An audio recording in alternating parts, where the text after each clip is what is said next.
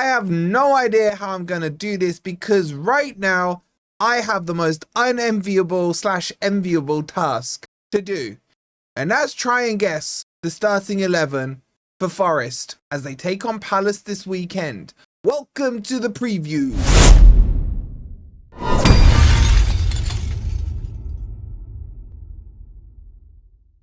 Afternoon, everybody. Hope you're doing well, and welcome to the preview for Palace versus Forest. Some are calling it El Clasico.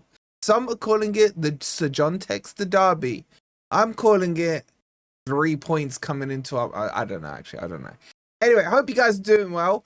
We're going to go through the game, the tactics, everything. Like, we got to cover this because this is a huge match, in my opinion.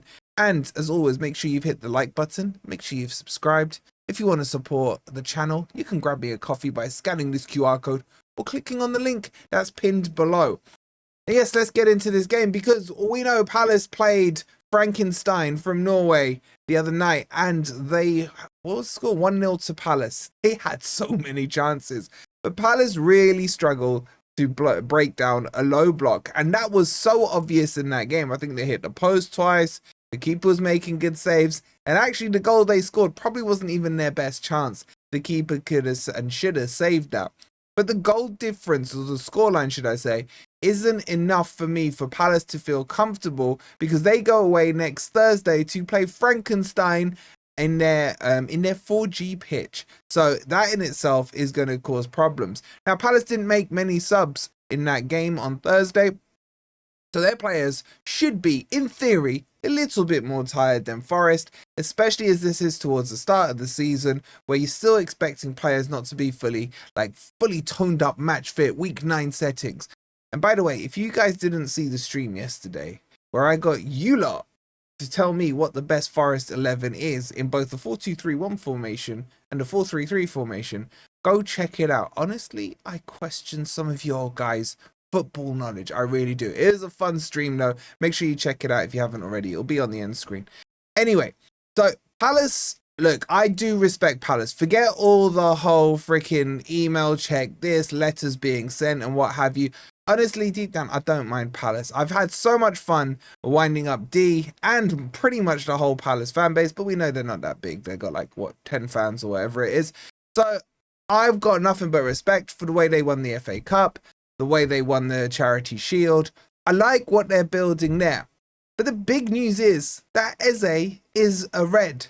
Not Forest red, but the red that we gave to Arsenal all those years ago. So that's huge news for Forest because they did look like they lacked creativity and someone who could just break that low block when they were playing Frankenstein the other day. And Glasner for me is a fantastic manager. He was one I was happy and calling for to replace Steve Cooper when Cooper left. But we've got Nuno and Nuno's doing Nuno things right now. So this is a very important match because Forest absolutely smoked Brentford the other day.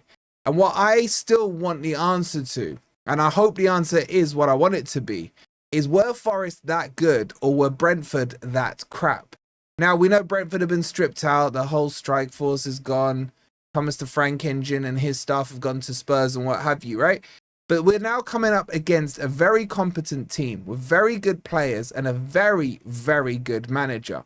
And this, for me, is a big litmus test to whether or not Forest are going in the direction that I'm hoping they're going in. Yes, it's away from home, but that adds to it. If we can come away as 3-point collectors from this one, then I may say we win the league. I don't know. I may get quite happy clappy after it, but let's cross that bridge when we get to it. So what I want to do first is I want to go through the team sheet. I know a lot of you are going to say to me, don't change a winning team. Don't change this. I get that, but let's jump into it first. I think horses for courses. I really do. What we're going to need to beat Palace, in my opinion, is almost last season's settings where we can sucker them in high up the pitch because Palace's natural comfort zone and the way they like to play is counter-attacking. Very similar to Forest style from last year. But they had a little bit more sprinkling of je ne sais quoi with Eze, who I think is a fantastic player. And it's going to be a huge loss for them. But maybe with Eze gone, Nuno may be feeling confident enough to try those triangle formations and setups that we saw against Brentford last week. And he's got the artillery to do it. Now, this is the team that started against Brentford. And for any of you that would say don't change the winning team, I get that, I hear it, and I think there's a good argument for it. But early in the season, you want to keep things fresh. You want to maybe put a few of the shiny new toys out. I don't know. Would I chuck Douglas Luiz in? I'm not going to lie to you. Off the record, yes, I do. Because he is that good. But on the record, I can't say things like that because you lot will clip it up, right? So I'm not going to put Douglas Luiz in yet. I am definitely putting him on the bench. And maybe if we're winning like 7-0, 40, with 15 minutes to go, yeah, bring him on. You get the minutes in his legs and what have you. So is there much to change here? I just don't think you change the back four. And I don't think you change the middle three. I think you change, sorry, Jess, Chris Wood. And I know it sounds crazy, but I just think it would work. Because if we could get some extra pace up front, that could work in this kind of game setting and what's needed.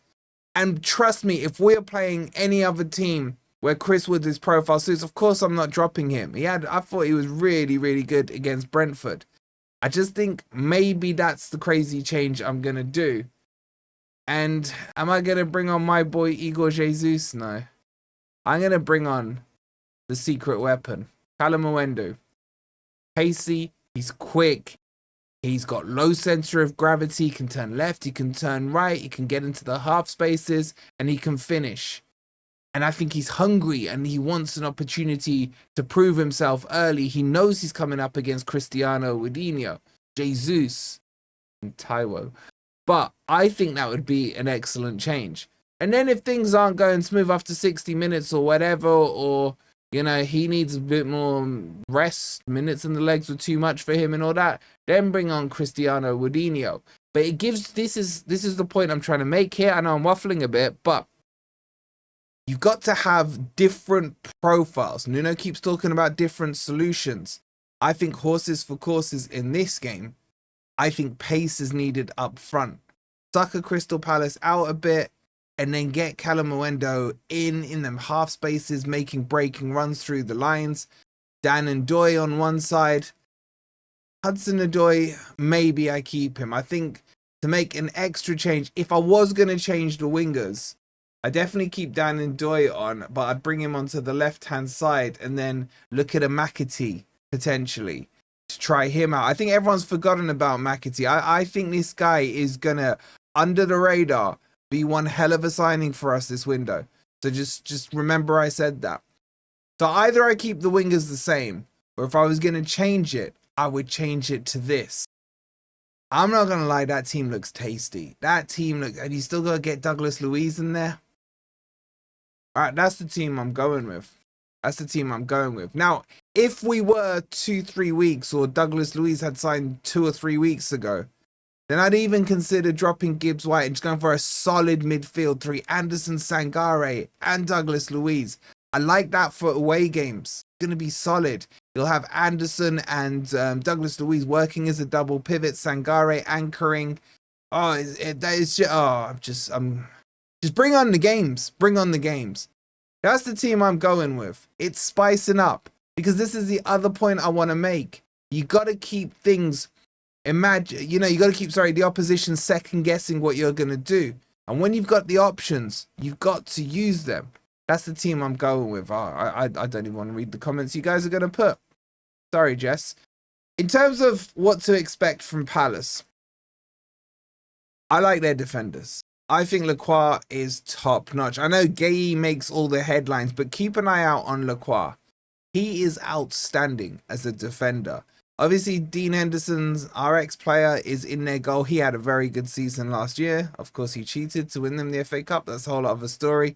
And Wharton in that midfield is pulling the strings, and he's sensational. The one I can't stand is that goddamn sheep. Hughes. but he's been playing okay for them, and he probably starts, and he's always pumped up for this Forest match. But they will play with the three at the back. That's Glasner's go-to.